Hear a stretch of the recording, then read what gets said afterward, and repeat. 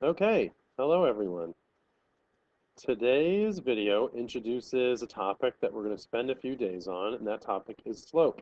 To first understand slope, we need to take a close look at a horizontal and vertical change. Okay, horizontal change. That is defined as the horizontal change between 2 points is the horizontal distance between them. Vertical change, same thing, except we're talking about vertical distance. The vertical change between 2 points is the vertical distance between them. If you need to take the time to copy down these definitions, note that the definitions that just appeared on screen are not in your packet. So please pause the video, write it down, and then play it again. I'm not going to say that moving forward or stop during the video for you to copy down notes. Okay, so horizontal change. Let's take a look at that. If I'm talking about horizontal change, let's say between points C and D, that's the horizontal distance between them, the points that are on a horizontal line between C and D. Note that between C and D is not a horizontal line, but there is horizontal distance. I'll draw that line right now. That line is 4 units long. It goes from x is equal to 4 to x is equal to 8. You can also count it along the grid lines by going 1, 2, 3, 4. So for instance, that is a horizontal distance, or the horizontal change between C and D is 4. Same thing for vertical change in this line. That is a distance of 3. 1, 2, 3. Okay, so let's take a look. The vertical distance, or the vertical change between points A and B. Okay, A and B. Let's do that first.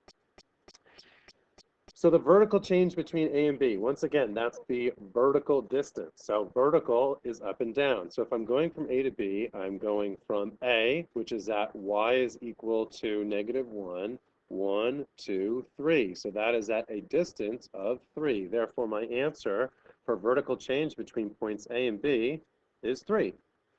How about between points A and C? Okay, so let's take a look. Between points A and C,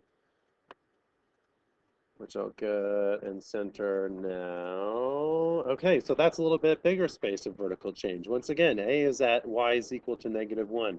If we're going up to C, that is 1, 2, 3, 4, 5, 6.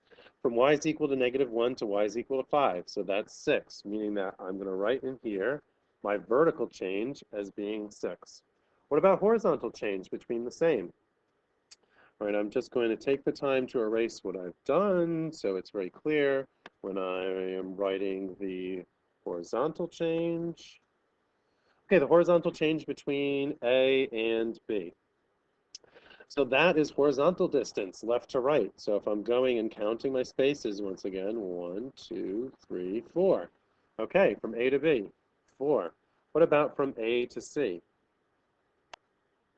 So we'll bring C into the frame, and then we can say we already counted 4 from A to B, so that's 1, 2, 3, 4, 5. Whoops, let me read that there. So that's 5, 6, 7, 8. From A to C, we have 8. So that's a distance from x is equal to -4 to x is equal to +4. So that horizontal change between A and C is 8. Okay, so once again, take the time to write down these numbers between A and B. And actually, let me qualify this. This is 3, but it's really 3 units. We're not given what these units are because it's just units on the coordinate plane. We're not talking about days, inches, etc. So the correct way to write this would be a change, a vertical change between A and B of 3 units, between A and C of 6 units, and then below for the horizontal change, 4 units and 8 units. Okay. All right, next slide. All right, so the next thing we're introduced is slope. The definition of slope is a ratio of a line's vertical change to its horizontal change. Essentially, and this is how really you should think about it, it's the vertical change divided by the horizontal change, okay? So if we look at that in sort of a more formula, visual sort of formula representation, slope is equal to, in a fraction, the vertical change over the horizontal change, or the vertical change divided by the horizontal change. So if I'm talking about the slope of a segment of a line, I can also talk about the slope between points. So once again, I will do the slope between A and B. We already identified that the vertical change between A and B, if we look at the last slide here, and we go back, the vertical change between A and B is 3, okay?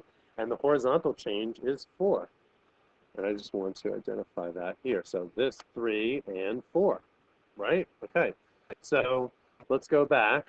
I will pop up this definition again. Right. So that means that the slope is going to be the vertical change 3 over the horizontal change 4, or the fraction 3 over 4. So the slope of the segment of the line connecting points A and B is 3/4. What about between A and C? Okay, same thing. I'm not going to go back to the slide, but we can already see, and we've already figured out that the vertical change between A and C is from A to C, from y is equal to -1 to y is equal to 5. That is, whoops, that is 6. So this line here, right, stopping at -1 right there, is 6. This line here, that is at a distance f from -4 to 4, x is equal to -4 to 4, is 8. So what's that slope? 6, okay, the vertical change over 8. Well, we know we never leave fractions unsimplified. What? The common factor between 6 and 8 is, drum roll 2. Divide both 6 and 8 by 2. We get 6 divided by 2 is 3. 8 divided by 2 is 4. So once again, that slope between points A and C, also 3 over 4. Okay, now we take a look at, I dubbed this the real way to represent slope. Real just means that this is the mathematical way that's represented in most math textbooks. You should get used to this, okay? So slope is vertical change over horizontal change, or vertical change divided by horizontal change. But the way that I want you to focus in on here is this segment of the formula. The way that's read is delta y over delta x. So that triangle is the Greek letter delta. Delta means change in. So this, another way to say this is the change in y over the change in x. And that makes sense. We're talking about vertical change and horizontal change, because after all, if we're talking about change in y, that's the change in the vertical distance. If we're talking about change in x, that's the change in the horizontal distance. So let's take a look, and we'll do the exact same thing we did before, except now we identified this as being slope and delta y and delta x. So we'll look at what delta y is and what delta x are separately, which is just, once again, delta y, just the vertical change, delta x, just simply the horizontal change, and then we'll say the slope. Okay, so we've gotten these values before in the previous slide, so I'm going to run through this relatively quickly. So delta y between A and B, once again, what we identified as the vertical change. So between A and B, from -1 to 2, that's simply 3. For delta x from A to B, from -4 to 0, so that's moving over to the right 4 points, that's simply 4. Therefore, delta y over delta x, or its slope, which we looked at in the previous slide, is 3 over 4 from A to B. Same thing from A to C. Delta y here is the vertical change in this line that I just drew here between A and C is from -1 to +5 is 6. From -4 to 4 is 8. Therefore, delta y, the change in y, from -1 up to 5 is a +6. Delta x from -4 over to +4 is 8. Delta y over delta x, 6 over 8. We already identified the common factors and so forth. We know we need to put fractions in simplified form. That slope, once again, is 3 over 4. Okay, now there's something that we need to take a look at. We've identified vertical and horizontal change as being positive values only. That's not the case. It depends from which points we're going to from one to the next. If I'm moving left on a graph, meaning that I am moving in this direction, right, on the graph, in this arrow that I'm drawing in the upper left-hand quadrant, that is a negative direction, okay? Moving right, that is in a positive direction.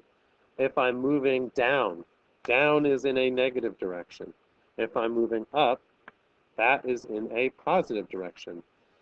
And that makes sense because if you go from 2 to 6, you're increasing by 4 or increasing by positive 4. If I go down from 2 to negative 2, I'm subtracting 4 from 2 to go down to negative 2. So if you think about it in terms of addition and subtraction and the values that are on the coordinate plane, that makes sense as well too. All right, so left, negative, right, positive, down, negative, up, positive. Okay? So I'm going to erase this just for clarity once again. Erase, erase on this graph. Okay, so now we're going to take a look at something which is possibly the most important part of this lesson in just one moment. Okay, so now if you notice, we're not going from A to B. We're going from B to A. So it's a little bit different. I'm going down from B to A. So therefore, delta Y is 1, 2, 3, but not positive 3. I've moved down, so this is at delta Y negative 3.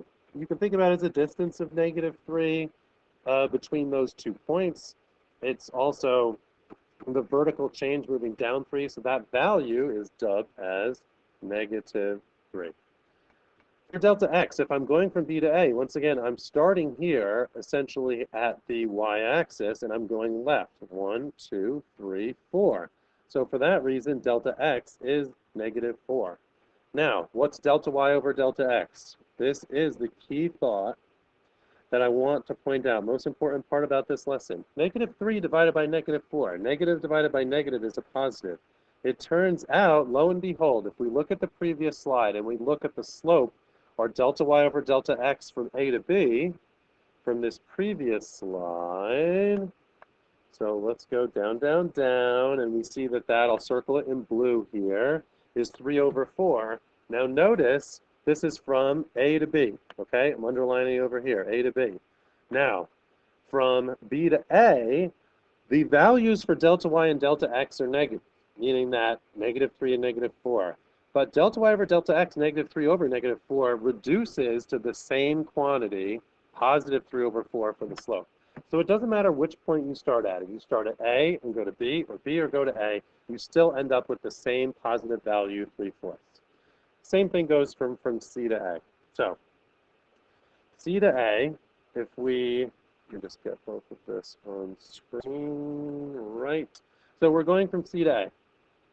Delta y, or the vertical distance between C and A, is 1, 2, 3, 4, 5, 6, but not positive 6. That is a negative 6, right?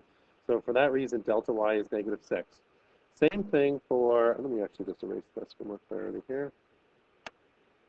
Erase, erase, erase, right. Okay, so we have gone down 6, right? Now for delta x, we're going left from C to A. So this is 1, 2, 3, 4, 5, 6, 7, 8. A distance of negative 8. Delta x, the value of delta x from C to A is in the negative direction, left, negative 8. Therefore, delta y over delta x, negative 6 over 8, which we know for sure negative divided by negative is a positive. And now I'm done. No, I'm not. 6 over 8 reduces to 3 over 4 as well. And this is the last thing I wanted to point out for this work. Note that if I'm going from B to A, C to A to C, B to D, A to D, it doesn't matter. You get my point.